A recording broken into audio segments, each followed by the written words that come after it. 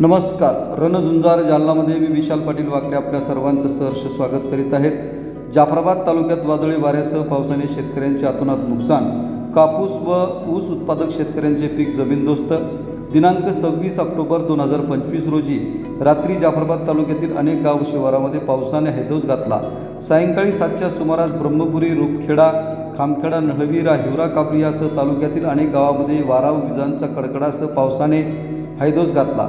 या पावसामध्ये शेतकऱ्यांची राहिलेली सर्व पिकं जमीनदोस्त झाली. शेतकऱ्यांचे अगोदरच खूप नुकसान झाले आहे, तरी त्याची शासन दरबारी या भागातील शेतकऱ्यांची कोणतीही नोंद घेतल्या गेली नाही.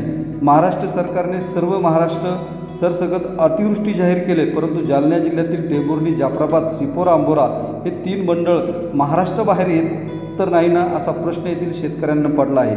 एकीकडे सर्व महाराष्ट्रात सरसकट अतिवृष्टी सरकार जाहीर करते, परंतु जालना जिल्ह्यातील जाफराबाद तालुक्यातील 3 विभाग टेंभुर्णी, जाफराबाद, सिपोरा, अंबोरा हे 3 विभाग सरकारच्या दृष्टीने शेतकऱ्यांची कोणतीही नुकसान झालेले नाही असे ठरवले गेले. आणि काल दिनांक 26 ऑक्टोबर 2 रविवार सायंकाळी तर पावसाने कहरच केला. त्यामध्ये तालुक्यातील अनेक गावातील शेतकऱ्यांच्या हातातोंडाशी आलेला घास हा निसर्गाने हिरावून घेतला असून पावसाने अनेक पिके जमीनदोस्त केली आहे.